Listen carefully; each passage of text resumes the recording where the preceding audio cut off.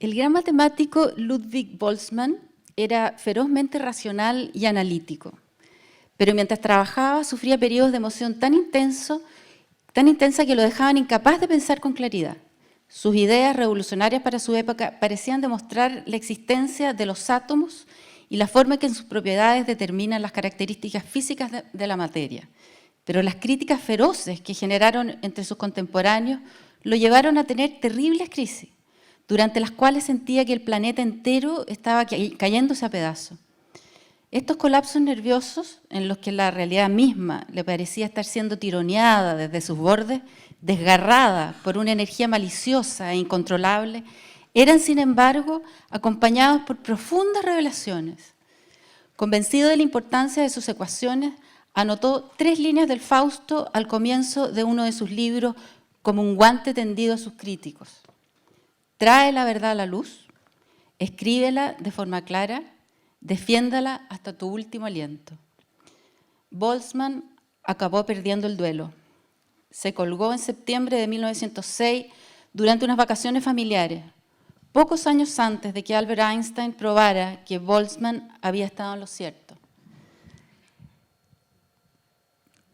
Duro. Yo les quería hacer una pregunta al público, no va a ser ni de química, ni de física, ni de matemática, para que se tranquilicen.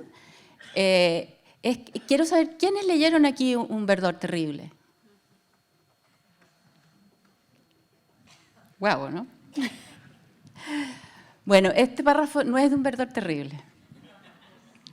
Este párrafo es del libro Después de la luz, de nuestro invitado aquí, que yo creo que no es necesario presentarlo, escritor, periodista y autor de Un verdor terrible. Este párrafo es de este libro, Después de la luz, que fue escrito 7 años después del primer libro que escribió Benjamín, un libro de cuentos, que se salta a este Después de la luz y con un estilo muy diferente, muy arriesgado, interesante, distinto, atrevido, pero también es una semilla de lo que es El verdor terrible, como de ahí uno pispa lo que va a venir después. Entonces yo quería preguntarte, Benjamín, primero que nada, para que nos cuentes un poco todo este camino que has hecho. ¿Cómo fue este salto? ¿Qué pasó en esos 7 años que llegaste a El verdor? Perdí la cabeza, yo creo que eso fue el resumen más corto que puedo hacer. Después de escribir el primer cuento, o sea, el primer libro de cuentos, que lo hice, me echaron de mi primer trabajo y me fui a una cabaña en la playa con un perro quiltro, Roberto. Y ahí escribí La Antártica. Y después pasaron muchas cosas. El hombre que me enseñó a escribir, Samit Nassal, un poeta chileno, él me enseñó a escribir, pero murió sin publicar una palabra. Y eso a mí me enseñó mucho. No es solamente una enseñanza de literatura. Samir fue un maestro. Y él se murió, que fue muy duro para mí, porque no tenía idea cómo escribir sin él. Luego conocí a la mujer con que estoy casado, y ella iba mucho más adelantada. Adorable por lo demás, ¿eh? Vamos Juana a decirlo. Gómez, gran artista nacional. Y yo estaba en un momento donde, por un lado, me sentía más valiente que nunca porque había conocido a la Juana. Por otro lado, estaba muy perdido. Y lo que hice fue experimentar de forma muy responsable con todas las formas que uno puede para un poco romper tu visión de la realidad, del mundo. Es como salirse un poco de tu propia cabeza. Y resultó. ¿Cómo salir de No, tu es que no propia hay que dar cabeza? receta. Sí, bueno, es que hay que mezclarlo todo. Obviamente había mucha ciencia, pero también había ritos de magia y experimentación con sustancias y privación de sentido. Era una forma de establecer contacto con la parte de atrás de tu cabeza, la que escribe los mejores párrafos. Y eso generó, como suele suceder en estas cosas, una crisis muy grande, que fueron 7 años, en que no podía escribir, no podía leer, costaba pensar, siguiendo la pega, eso sí que es bastante que no sé qué dice de mí, pero mi jefe era muy comprensivo. Eso te iba a decir, buena onda Sí, el no, jefe. gran jefe, nunca, Lucas, nunca lo... Él entraba y yo estaba como mirando con todas las cortinas de la oficina cerradas, haciendo ejercicios raros en la oficina y como que abría la puerta y después la cerraba. Y me mandaba un mail desde su oficina, me decía, Benjamín. Asusto entrar. Sí, sí. Así que, bueno, gran jefe. Y eso produjo Después de la Luz, que no es un libro realmente, no, yo no lo veo como literatura, es una experiencia, es un intento muy desesperado por volver a armar un sentido del mundo. Y ahora que leíste ese párrafo... ¿Encontraste o sea, qué encontraste en esa rotura de cabeza, digamos? ¿Con qué te encontraste?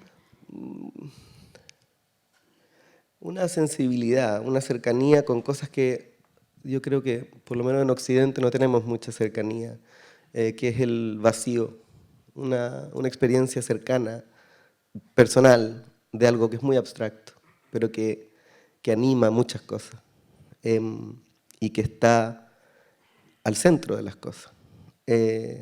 Todo ese libro, Después de la Luz, es una forma de mapear algo que no se puede mapear.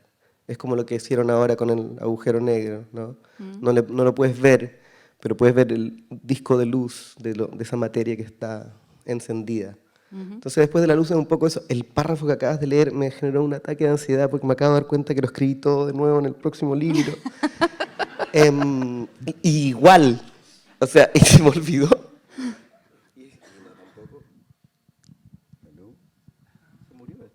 Sí, toma. A ver. Más cosas importantes que decir que yo. Sí. Ahí apareció ya. Toma. ¿En serio? O sea, ¿aló, aló? Sí, ahí apareció. Entonces, Después de la Luz es como, contiene, como dijo un amigo, es como una especie de llave de sueños, es la exteriorización del periodo más fértil de mi vida, es el peor de todos mis libros también, pero lo voy a seguir reescribiendo una y otra vez. Lo de Boltzmann ahora, porque fue un espacio de libertad muy grande, fue como fracasar, decir, se acabó la carrera literaria, no hay carrera literaria, la literatura no es una carrera. Y mis amigos me decían, ¿cómo va a reaccionar? Y me daba lo mismo, no era importante. Entonces, después de eso, hay ciertos libros que... Ese fue el libro que a mí me convirtió en escritor. Entonces, los demás ahora es como tomar esos pedacitos de locura y extenderlos y convertirlos en otras cosas. Y cuando uno lo lee Después de la Luz, uno ve que es como una especie de sábana, de retazos, digamos, con distintas técnicas, con distintas temáticas, pero las temáticas más o menos son las que después se ven, algunas de ellas, pero siempre rodeando el misticismo, el chamanismo, la religión, la locura, la obsesión. ¿Por qué dentro de todo el hoyo que te hiciste en la cabeza, digamos, de todo lo que salió, por qué eso? Porque yo creo que el corazón más profundo de la literatura es el delirio. La literatura es eso, es un arte oscura, no es parecido a la ciencia, no es parecido a nada más en realidad. La literatura es una forma de inteligencia muy particular, muy particular, desorganizada y caótica. O sea, la mejor literatura tiene que ver con la posesión, con el ardor, con un quemarse. Lo demás son libros nomás. Todo lo demás son libros. Libros hay muchos. Pero la literatura tiene eso metido muy adentro. Y es una forma de explorar un aspecto de nosotros que no obedece a las leyes racionales, que no sigue, que no se puede convertir en método. Es como, yo siento que es como la hermana alocada de la ciencia, que es mayor, es más vieja, es más antigua, no tiene mucho poder, ya no le quedan dientes, pero sabe, y sabe cosas que muchas veces no se pueden poner en palabras. Entonces, el afán, tanto la forma de ese libro como todos los libros que voy a escribir, porque uno se repite inevitablemente, es eso, es apuntar hacia cosas que son muy grandes, muy grandes, no nos caben en la cabeza, y tratar de mirar lo más cerca posible, ¿no? El vacío es como Dios, una vez que te infecta no te va a dejar nunca, lo sientes siempre, te acompaña. Y uno si se hace amigo o cercano, puede seguir sacar y sacar cosas porque es inagotable. Y por eso el tomar a estos genios científicos te representa un poco eso. ¿Por qué este tipo de científico? Porque uno podría pensar, bueno, está bien, la ciencia en general, pero son ciencias exactas, bastante difíciles de aprender, digamos, y no son las ciencias aplicadas. Podrían haber sido también artistas, tanto genio loco en el arte, que está más o menos parecido. ¿Por qué este tipo de Demasiado, genio? ¿no? Sí. Hay dos cosas. Por un lado, a mí me interesan los científicos locos, porque los científicos cuerdos pueden ser igual de conservadores y aburridos como un tipo que trabaja en un banco. O sea, no, la ciencia sobre la que escribo yo es... y ojo, yo estoy haciendo literatura. La ciencia es como una excusa. Esa es la gran cosa, ¿no? Es una excusa para entrar en ciertos temas. Y yo dije, bueno, ¿cómo puedo escribir sobre misticismo sin tener que hablar de Dios? La ciencia. Y también por otras cosas. Uno empieza, tú te encantas con el mundo, que yo creo que la pega de la gente que escribe y de los científicos también. Y uno parte por la biología siempre. Si eres niño, partís jugando con la hormiga. Y eso te lleva inevitablemente como hacia atrás y uno termina, porque en la búsqueda de fundamentos terminas en la física y luego inevitablemente llegas a la matemática. Y yo estoy ahí ahora, en la matemática, y un poco desesperado, porque hasta ahora no veo que haya mucho detrás de eso. Entonces es terrible, es ¿En como qué decir, sentido? Detrás. claro, porque la matemática es uno de los dos lenguajes, por así decirlo, con que los seres humanos entendemos la realidad y no tenemos otros más. Ah, Tenemos no. matemática, tenemos palabra. Yo creo que por el momento pare de contar. Entonces, si tú juntas palabras y matemáticas, en el sentido de escribir sobre matemáticas, es frustrante porque a mí me gustaría ir un poco más hondo, digamos. Y no sé si hay más hondo. Para mí las matemáticas son, eh, bueno, una maravilla, pero una maravilla rara, porque es algo que nunca voy a entender. ¿Pero más la matemática o esos personajes en que las matemáticas se No, transforma a mí en me la interesan locura los del temas. genio? A mí me interesan los temas. Uso la vida de los científicos porque las ideas se tienen que volver carne para la literatura. La literatura es un saber encarnado. Hay miles de ideas interesantes, importantes, fascinantes incluso, ¿no? Ayer estaba hablando con un biólogo sobre el ciclo de Krebs, que es una cosa horrorosamente abstracta, que la gente que sabe lo padece. Hay un biólogo por ahí. Claro. Y el problema es que a veces, al igual que ha pasado en la historia de las religiones, a veces esas ideas se vuelven carne para alguien. Y eso es donde entra la literatura. Es estas ideas pasadas por la carne de alguien. Es como yo, si en un mundo ideal, mezclaría Cronenberg y Borges, ¿no? Como eso. Y por eso me atraen estas ciertas historias, porque apuntan hacia cosas que nadie, posiblemente, no solamente la mayor parte de la gente no entiende, ¿no? Esas son las ideas que me fascinan.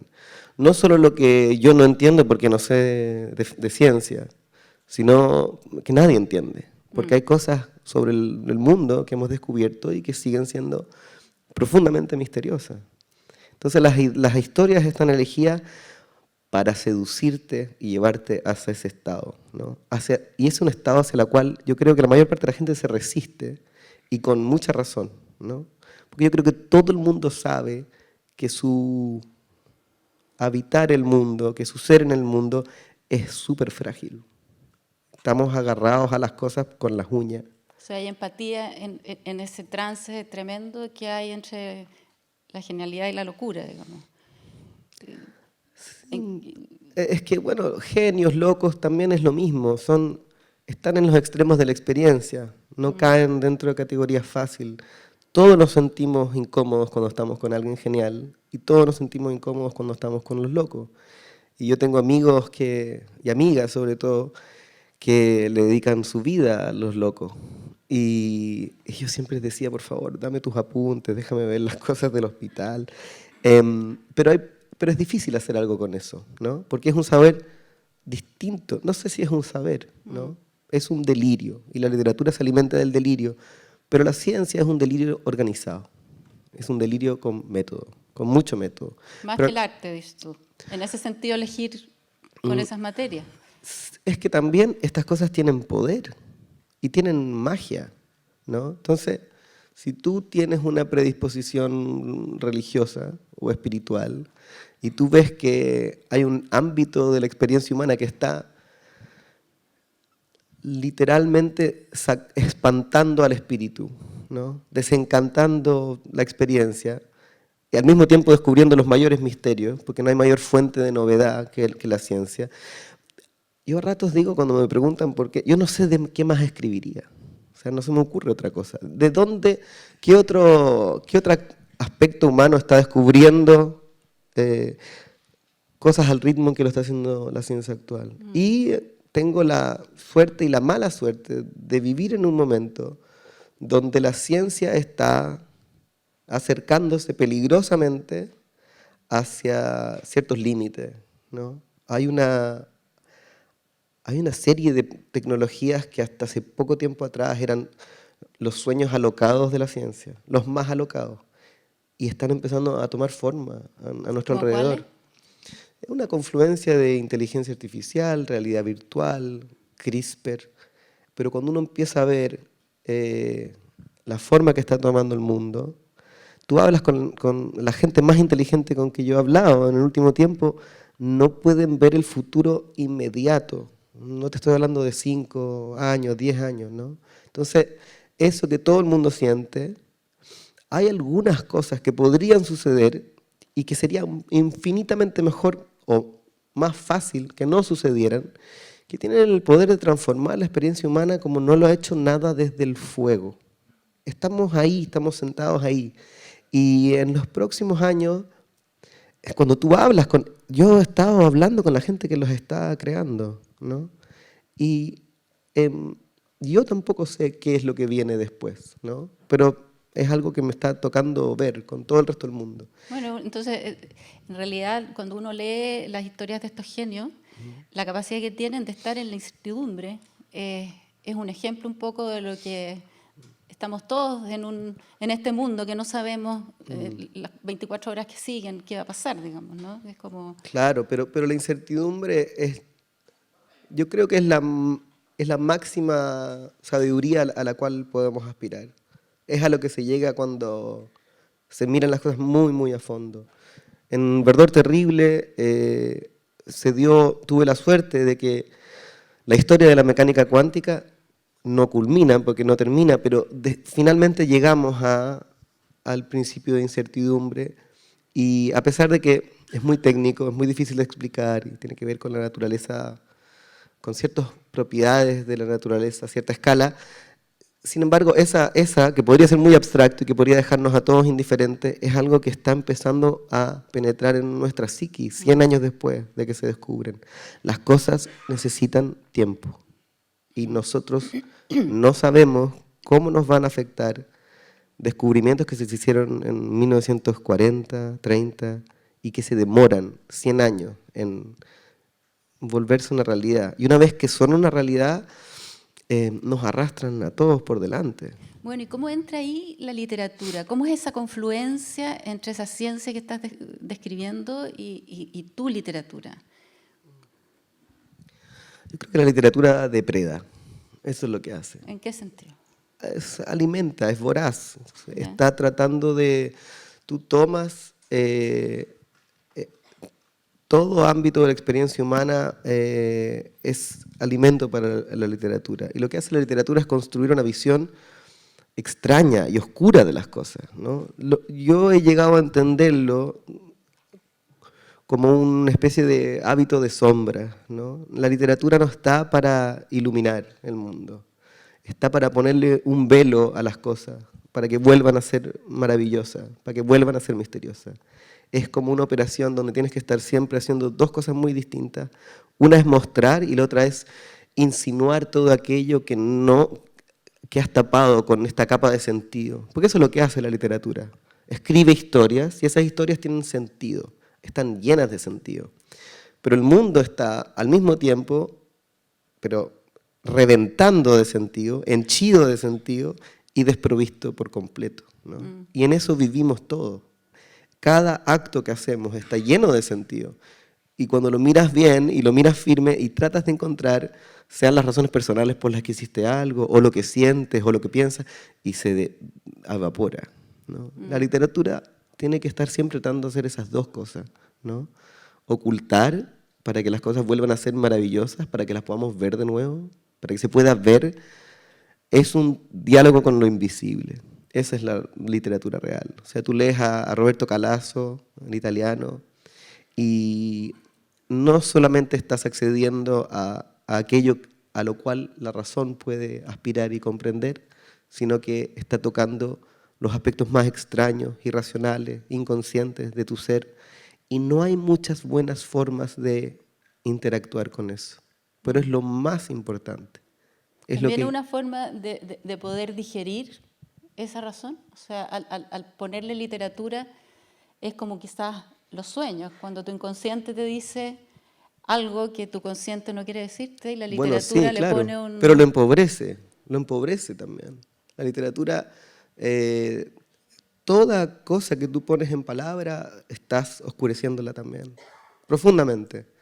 Entonces, por eso hay un tipo de literatura que es la que me gusta a mí, que entre otras cosas tiene esta capacidad de ser liviana, ¿no? Prosa liviana, transparente, porque mientras más profundo lo que estás tratando de analizar, más transparente tiene que ser el lenguaje, ¿no? Borges, Elliot Weinberger, escriben en un estilo que yo llamaría eso, transparente, porque tú estás tratando de que pase la luz para adelante, y al mismo tiempo que la sombra se vea más clara, más nítida, ¿no? Es como pintar con sombra. Bueno, estos personajes, estos genios y su locura, tienen unos sentimientos y unas emociones muy profundas. Se lee un cariño por ellos. ¿Te caen bien? Son difíciles de entender. Nunca lo había pensado. Como uno de los grandes alivios de mi vida como escritor ha sido sentir que ya no estoy escribiendo para expresar lo que me pasa, para desarrollar mi creatividad, o para... Eso era una paja terrible, como estar siempre... Y después, entonces, lo que yo siento ahora es que estoy apuntando a cosas, estoy descubriendo cosas. Entonces, en ese sentido, mi método de escritura es científico, es tú caminas y vas descubriendo. Entonces, y también yo creo que yo no me encariño con ningún personaje porque no son importantes para mí. A mí me gustan sus ideas, eso es lo que me atrae. Es muy abstracto. Y luego es como, bueno, ok, no tiene ninguna historia detrás. No puedo escribir sobre esto si no tiene alguien ahí. Pero no me encariño para nada. Y de hecho los maltrato mucho. Los mato en el primer párrafo, casi siempre. O sea, es que casi todos mueren. Bueno, es que todos mueren. Entonces, o sea, finalmente sí, pero sus muertes son bastante impactantes, digamos. Hay algunos que son... Mira, Alexander Grothendieck, por ejemplo, el matemático, él es alguien muy cercano a mi corazón. ¿Por qué? ¿Qué características tiene? Una sensibilidad hacia una capacidad de distinguir algo muy sutil y muy, muy grande, ¿no? Él era un escritor frustrado, y como todo escritor es un escritor frustrado, y escribía en sus cuadernos con tanta fuerza que rompía la página. Sus cuadernos están tan marcados que atraviesa la página con la punta del lápiz. Una vocación enorme por el misticismo y probablemente un genio para la abstracción único, ¿no? Un tipo capaz de ver un universo entero en un punto. Alguien que miraba el mundo con una perspectiva que se vuelve tan lejana que al final se asemeja un poco a un punto de vista que es no humano, ¿no? Y también un hombre muy sensual, violento, boxeador, completamente paradójico. Y él abandonó las matemáticas como sale en el libro. Todo lo que sale en el libro de Alexander es real, porque no había necesidad de inventar nada. Y también porque es un místico. Y esa es mi principal área de interés. El problema con el misticismo es que no se puede comunicar. Y eso es un poco en lo que él cae al final, ¿no? Un silencio que es muy, muy hondo, ¿no? Pero la gente que conoce el silencio hondo, la ausencia de otras personas, es que hay hartas voces ahí. Hay cosas que aparecen ahí. Hay que hacerles espacio. Y es al mismo tiempo algo que es muy propio y extremadamente ajeno, ¿no? Alexander es como, no sé, Alexander Forever, yo me haría una bolera.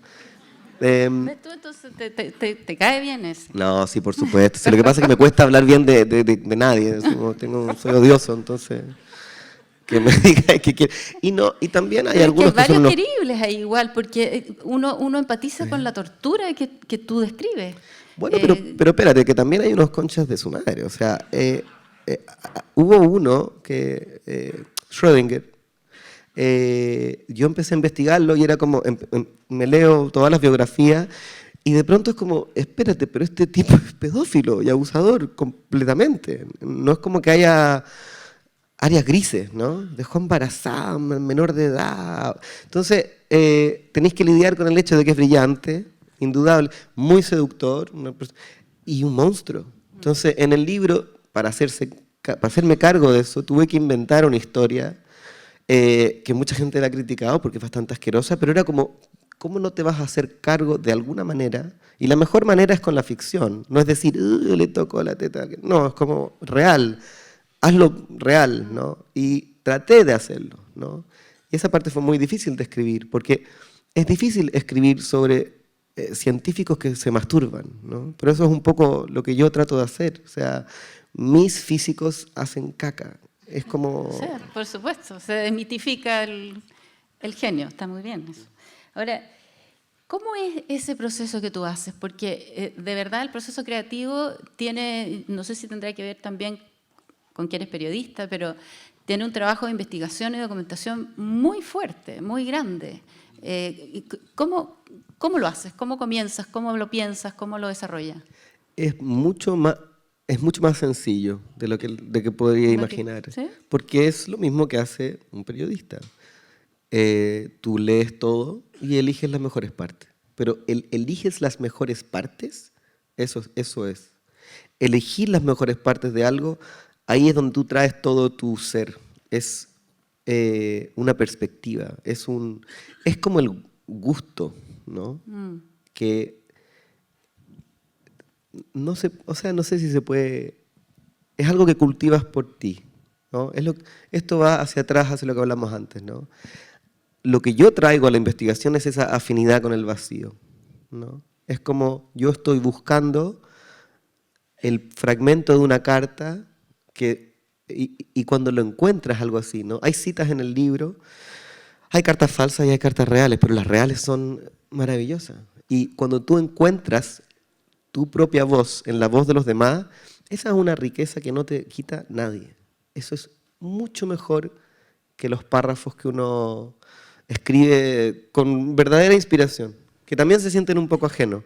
Pero cuando tú encuentras exactamente lo que querías decir en las palabras de los demás, ese es un goce que yo creo que cualquiera que haga ciencia sabe lo que es, ¿no? Eso es una cosa difícil de explicar. Me pasó con Alexander Grothendieck. Yo, después de la experiencia, después de la luz, una de las cosas que me quedó muy claro es que había que tener múltiples modelos sobre la realidad y que la mayor parte de la gente tenía uno y bien firme. ¿Cómo se vive teniendo varios modelos en la realidad? Bueno, no es fácil. Te empiezas a hacer preguntas distintas. O sea, por ejemplo, si es que tú eres come curas y te carga la gente religiosa, te vas a perder toda la riqueza que hay ahí. Entonces, la pregunta no es, ¿es verdad esto? ¿O es real esto? Sino, ¿qué me permite ver esto? Y eso cambia todo. Dejas de traficar en categorías aristotélicas de verdadero y falso, que son importantes, ¿no? Pero es como, ¿Qué? Pues lo que puedo ver gracias a esto. Y Grothendieck tiene un párrafo increíble donde dice, mientras más complejo es un objeto, más pares de ojos necesitas tener. Una perspectiva iluminada es donde confluyen múltiples hilos. Entonces, cuando encuentras algo así es como... Y después de un rato, ni siquiera te sorprendes tanto, ¿no? Porque es como que sientes que estás participando de algo. Algo que te excede y que te antecede. Y Ahora, ese es el proceso de investigación. En el proceso, claro, tú dices escoger lo mejor, que eso es, pero para escoger lo mejor, lo sabemos los periodistas, tienes que leer muchísimo, porque siempre crees que te puede estar faltando algo. No, es que ese es otro, Entonces, es tener que un eso si yo fuera límite serio, si se pudiera confiar en mí, no se puede. Yo o hago sea, pura trampa. intuición. Claro que sí, porque cuando tú te entregas a la intuición, estás corriendo muchos riesgos y te van a criticar, porque es como, a mí no me preocupa saberlo todo, hay que saber bien un par de cosas.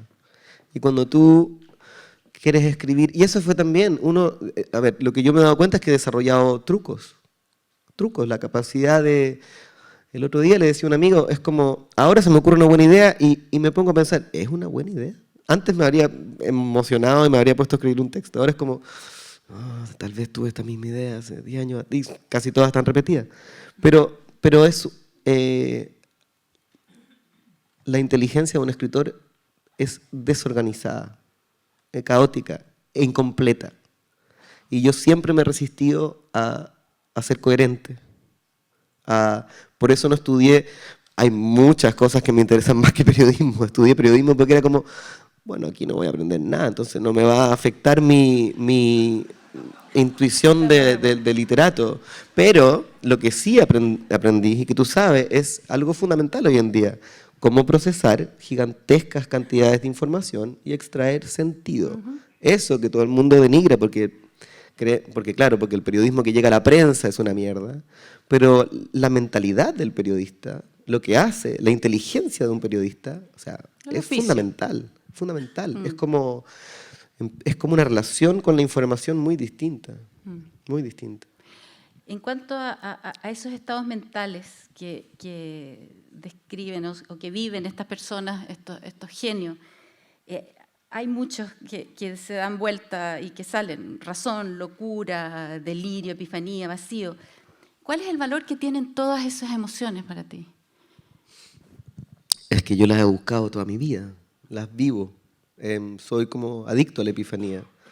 ¿Por qué? ¿Qué es lo que te... Porque, Descríbenos epifanía para ti. Mira, aquí en la cárcel, como no quería llegar temprano para no hablar con nadie, estuve escondiéndome y al fondo acá, al fondo a la derecha, en el fondo si uno camina hacia atrás, hay un jardín chiquitito. Hay un árbol grande, que no sé cuál es, y ahí está muy bien cuidado. Es un poco eso, es encontrar la maravilla que hay en el mundo y que es difícil, ¿no? Es difícil de encontrar, y es difícil vivir con ella. Yo desde muy chiquitito era como, me acuerdo, me hablaban de Dios y era como, bueno, vamos a conocerlo, o sea, vamos a verlo, era como, hay una necesidad de interactuar con las cosas con una intensidad muy grande. Y esos estados, por un lado, son completa y perfectamente inútiles, porque la cabeza ni siquiera los puede procesar realmente. Es muy difícil incorporarlos a tu vida cotidiana.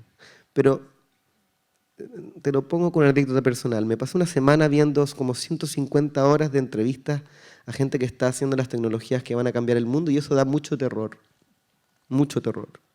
especialmente si se cumplen algunas de sus promesas, ¿no? Y después de eso tuve una experiencia de estas que estamos hablando. Y la experiencia fue como decir, hay tanto que siempre se va a quedar afuera de esto, ¿no? Es como decir, es una cierta sensación de que las cosas que hemos dejado atrás, las importantes, ¿no? Aquellas cosas para las cuales ocupábamos los dioses para interactuar con ellas, ¿no? Y las ninfas y los monstruos, esas siguen ahí, todas siguen ahí. Hay que buscarlas. Bueno, hay que buscarlas, o a veces te buscan a ti, que es peor, y ahí hay que correr. O sea, debajo de la Pero cama, por es todos lados. muy importante saber que hay aspectos de la experiencia humana que siempre van a exceder la capacidad de cualquier intento, ¿no? Sea científico, sea psicológico, sea intelectual. Todo aquello que se escapa a la comprensión es lo que nos mantiene vivos. Es fundamental.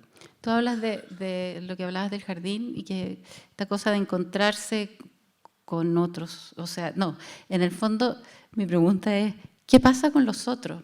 Porque yo veo que los otros, tú le arrancas a los otros. ¿Por qué? Estos otros que están aquí también le arrancan a la gente. Son un poco parecidos, digamos. Pero es que, bueno, es que tú sabes cuando... la mayor parte de nuestras interacciones son hermosas porque... Pero hola, ¿cómo estás? ¿Y qué hiciste ayer? ¿Cómo está tu hija? ¿Qué hiciste? Y es muy mundano todo eso, ¿no? Y es una maravilla. Es realmente una maravilla. No estoy diciendo... cuando tú pierdes la capacidad de hacer eso, o la gente que no lo tiene, que son hartos, Sí. muchísimo. Bueno, varios de los que tú... Claro, les falta algo, ¿no? Pero esa es un aspecto de la humanidad glorioso, glorioso. Saludarse, decirse hola, gracias, abrirle la puerta a alguien, que alguien te atienda en un restaurante y que tú no tengas que estar con el cuchillo en la mano por si te va a pegar un mordisco. Esas Al cosas son revés, maravillosas, son maravillosas. Pero, puta que ocupan tu cabeza. O sea, si tú te pones a pensar seriamente, esta semana el 95% de toda tu energía mental se fue en querer a los demás y tener todas estas pequeñas interacciones, hueonas, que son... Y esta gente está trabajando y necesita alejarse de eso. Y hay cosas más profundas todavía. Todos pensamos con las ideas de los demás. Todos pensamos con las ideas de los demás. O sea... Por eso mismo son tan importantes. Por supuesto. Y sin embargo, hay gente que quiere pensar con sus ideas. Hay Sin gente que quiere... contaminación, dices tú. O contaminado por facultades y poderes y influencias que no salen de la boca del vecino. Claro. Y para eso hay que hacer espacio. Y nadie hace espacio para eso. La gente no toma tiempo para estar sola, no toma vacaciones sola, no le gusta estar aislado. No tiene ninguna experiencia de eso. Tú vas a las iglesias y hay 3 gatos sentados pidiendo perdón. Como no es, No sabemos. para eso no es la iglesia. La iglesia es para estar en presencia de lo divino. Y claro, la gente va y están todos sentados juntos y cantan y rezan, pero vayan cuando está vacía, vayan cuando está cerrada, métanse en una iglesia de noche. Y ahí se siente. Eso es lo que siento que no hay espacio. Y si hay espacio, hay poco espacio. Hay pocas películas que te llevan para allá. Uno tiene que buscarlo y cultivarlo uno mismo. Igual puede ser bien solo. Pero Tú es estás rica la feliz ahí. soledad. ¿Te gusta ir? Cuando me echaron de la revista y yo dije, como voy a ser escritor, y me fui a la playa y tenía plata para comerme un pollo asado a la semana y hablaba solo con Roberto, con nadie más. No tenía- Eso es bueno, porque él no te contamina de ideas. No, él llegó, pero la primera noche yo llegué, estaba lloviendo, cuando llueve en Chile así como tormenta, goteras por el techo, y yo, ¿qué estoy haciendo? ¿Qué hago acá? Y empiezan a pegarle a la puerta, así, pa, pa, y yo abrí la puerta y grité, así, cagado de susto. ¿Qué pasa con...? Y era el perro, ¿cachai? Y lo hice entrar y pasamos hartos meses juntos, casi un año, y no sabía que cuando estás solo, así, no te sientes solo. Eso es muy importante. Porque es una experiencia que la gente no tiene. Eso es una vida, una presencia, uno lo toca y está calentito. Bueno, sí, pero Roberto no estaba todo el día, te pues cae el era choro. guacho, O sea, estaba... necesitas a otros igual. Pero, a ver, menos de lo que la gente cree. Ya. O sea, a ver, es que, como en todo lo que digo, el opuesto también es cierto. Tenéis que rodearte de gente. Tenéis que tener amigos así. Tienes que tener gente sin la cual no tiene sentido tu vida. Y la mayor cantidad posible. Y un hijo y 2 perros. Esa es como la... Esa es la fórmula ideal, matemática. Claro. Puede ser fantástico. Bueno, mira, una amiga periodista que está por ahí, cuando yo le dije que te iba a entrevistar, le pregunté si había leído un libro tuyo, algo tuyo, y me dijo, sí, Un verdor terrible. Bueno, ¿y qué te pareció? Me explotó la cabeza, y lo que me coincide mucho con tu explosión de cabeza, digamos. ¿Qué te pasa con el lector? ¿Qué quieres producir en el lector? Porque de verdad que uno... No, por favor, no. Déjame contarte mi experiencia. Déjame contarte mi experiencia. A mí me costó entregarme a la magia, porque uno comienza a leer y como periodista inmediatamente empieza a ver qué es verdad y qué es mentira. O sea, qué es verdad y qué es ficción. ¿Este personaje existió? ¿Tuvo esa vida o no? Entonces uno googlea. Te demoras días en una página, porque tenés que leer y empieza a interesarte. Después ves la descripción de la cara del señor y vas a buscar. Sí, a ver, dice que tiene la pera. Sí, pero no tanto, igual no. Hasta que finalmente ya te tienes que entregar. Después viene el tolerar no entender. O sea, cuando te explica qué es lo que descubrió este caballero, uno dice, uy, qué bien por él, no entendí absolutamente nada. Y después sigue y te torturas con una vida desprovista quizás de la parte, hola, ¿cómo estás? Qué gusto de verte, ¿cómo están tus hijos? Y viven torturados. O sea, todo eso uno tiene que entregar. O sea, no le estás pidiendo poco al lector. Y tú ves que toda esta gente lo ha leído. Entonces, ¿qué te produce? Por lo menos no me digas a lo mejor qué quieres producir, porque en realidad es cierto que un escritor no está pensando en... Pero sí, ¿qué te pasa con eso? Que lean, tanto además. Es que quiero ver si voy a ser irónico o sincero. Te permitimos cualquier cosa, ¿no es cierto? Igual las dos son... La parte cínica, o sea, te escucho hablar de tu experiencia. Puta, el libro, bueno, o sea, como... O sea, como no interactúo mucho con los lectores, si es así la experiencia de lectura, está bien, que ahora entiendo por qué la yo también. Mira, a ver, hablando más en serio, yo pido mucho cuando escribo, pido inspiración, pido que se me muestren cosas. No es todo yo, es entregarse a ciertas cosas.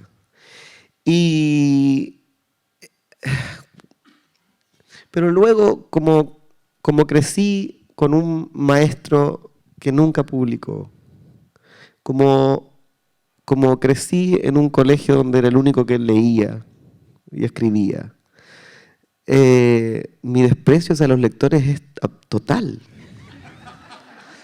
Porque a diferencia de muchas otras cosas, yo creo que la literatura no necesita eso, no lo necesita.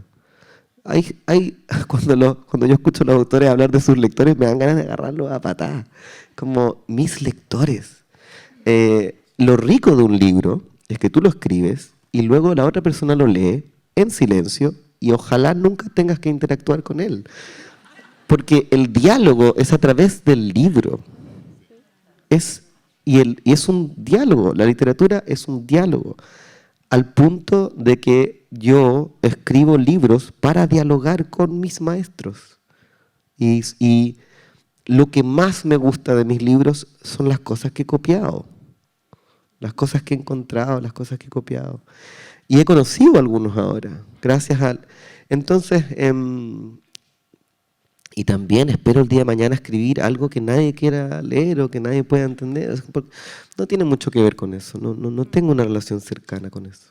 Bueno, y a propósito de eso también, los críticos dijeron con Un verdor terrible, los chilenos, en realidad, algunos, que... Pero me estás matando, ahora vamos a hablar de los críticos chilenos. Pero lógico, y yo no sé cuánto nos queda.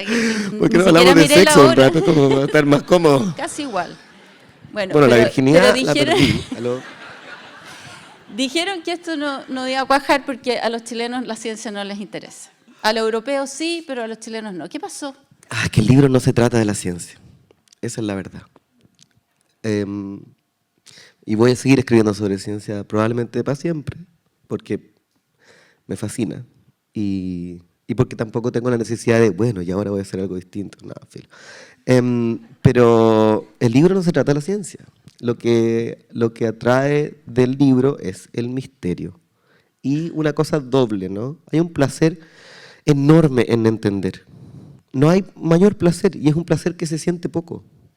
Se siente poco. Entender algo complejo, acercarse a algo complejo, tener la noción de que entiendes algo también es rico. A mí me gusta mucho, yo veo muchos documentales, antes más, todo el día. Y esa sensación de que el mundo se te revela y se te abre es hermosa. Y al mismo tiempo, si tú puedes lograr que se te abra el mundo y al mismo tiempo se te abra todo lo que hay detrás del mundo, ¿no? Que sentir un poquitito de eso que nos excede. Eso ya es una experiencia religiosa. Y mi interés es religioso, es monástico. No. Entonces, eso es la respuesta sincera, digamos. Los críticos, es que la tentación de hablar mierda, la que es tan grande. Pero quiere decir que no entendieron. ¿Qué importa? Son malos. Si fueran buenos. Y también, y de vez en cuando hay buenos. A mí, el libro tenía una crítica apabullante, demasiado buena. Pero a mí la que más me gustó fue un tipo que escribió en el London Review de algo, donde me hizo mierda y yo lo disfruté harto. O sea, ¿Qué dijo? Oh, no te voy a decir, pero eso fue una lectura como con cizaña, y yo igual decía, puta, el libro se defiende, o sea, los textos que citaba se defendían solas, pero no sé, creo que es peor tener a los críticos a tu favor. ¿Por qué? Porque encuentro que la mayor parte de las cosas que se escriben son muy malas. Entonces, si te están aplaudiendo, estás equivocado. Si te está aplaudiendo malo. la Patricia Espinosa, O sea, hay que leerlo al revés. Hazte ver. Como... Próxima pregunta, por favor. Bueno, y para que cedamos a las preguntas, ¿qué hiciste? ¿Terminaste algún libro nuevo? ¿Estás en qué? Sí, terminé un libro nuevo, sale el próximo año. Es sobre a mi gusto, el tipo que parió el siglo XXI y el ser humano más inteligente del siglo XX, un matemático húngaro que se llama John von Neumann. Y yo llegué a él porque leí una cita de un amigo de él, que es Eugene Wigner, un premio Nobel de Física. Y Wigner decía, bueno, yo fui amigo de Einstein, Paul Dirac se casó con mi hermana, es como... Y dice, pero Johnny, only he was fully awake, solo él estaba plenamente despierto. Y cuando leí eso dije, bueno, ese es un libro para mí. Así que eso va a salir el próximo año, también eso. Abrimos preguntas. ¿Cuánto nos queda?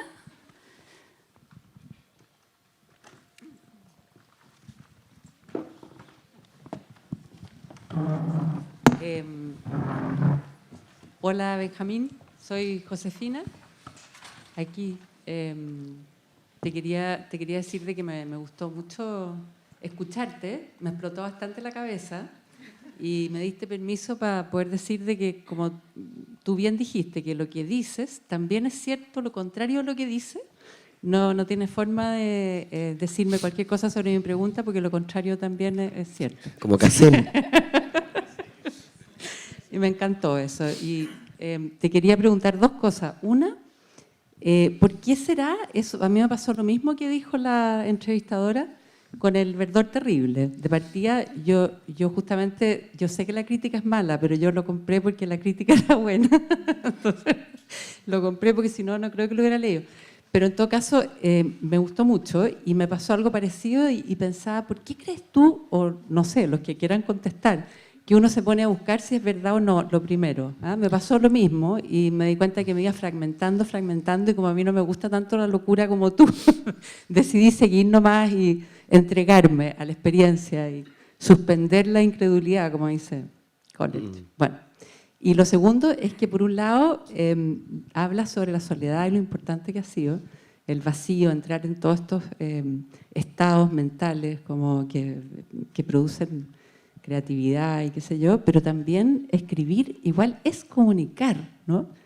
Y aquí estamos hablando de lo que comunicaste, entonces, de nuevo, las contradicciones, no sé. Dime cualquier cosa, me quedo conforme. Es que esta es una pelea que tengo con todo el mundo, porque yo creo que la gente, hoy en día incluso la cultura la considera un producto de consumo, algo que está hecho para ellos. Las películas están ahí para que tú las veas. Eso no es así. Hacer una película te toma años de sudor. Y claro, obviamente es rico que te lean. Pero yo estoy acostumbrado a que no me lean. Mi último libro no vendió ni 500 copias. El otro se demoró 7 años en agotar en no agotar la primera edición. Entonces, no sé, tal vez la literatura te puede dar cosas que... La idea es que te dé cosas que nadie te pueda quitar. Eso es difícil, es muy difícil. Por supuesto que es rico, bueno, estar acá, todo lo que ha estado pasando, pero yo me entrené para otra cosa. Es como si me hubiera entrenado para un partido y cambiaron el partido y ahora es como, ok, estoy recién desarrollando... Y hay otro lado mío. A ver, la respuesta es que en mi cabeza hay un lector ideal, ¿no? Que eso es muy típico. El lector ideal es alguien que es más inteligente que tú, que sabe más que tú, que ha leído más que tú, y te juzga, y tú escribes para esa persona. Entonces, supongo que yo estoy escribiendo para Samir en mi cabeza, y si él está contento con los libros, lo que piensan los demás me deja bastante indiferente. Y también no puedes desestimar el mal gusto horroroso que tienen la mayor parte de los lectores. Es que pero si es verdad, la literatura es elitista. Esto no es una cosa popular. Yo no hago series de Netflix, Dios me libre. Pero es verdad, es como... o sea, yo entraba a las librerías y pedía libros y nunca estaban los libros que quería yo, ¿no? Entonces, es como... no creo que todo tenga que ser accesible, no creo que todo tenga que ser comprensible. La experiencia de leer que te genere eso, bueno, porque el libro está tratando de expresar ideas que son muy abstractas y esas ideas infectan el texto y lo convierten en esta cosa rara donde no se sabe muy bien lo que es. Y eso no fue una decisión. Si hubiera sido una decisión me encontraría un genio, pero eso pasó nomás, pasó. Entonces, y hubo mucha resistencia. Los editores internacionales era como pongamos un aviso al frente del libro y por qué no así. Siempre están tratando de normalizar, ¿no? ¿Y para qué? Si la gente también es mucho más inteligente de cómo se le habla, ¿no? O sea, mucha mayor capacidad de comprensión. Si no solamente se entiende con el cerebro, con la parte de adelante del cerebro. Y la lectura, si es buena, te involucra por completo. Entonces hay partes que no se entienden, hay partes que se sienten nomás. Y eso. Muchas gracias.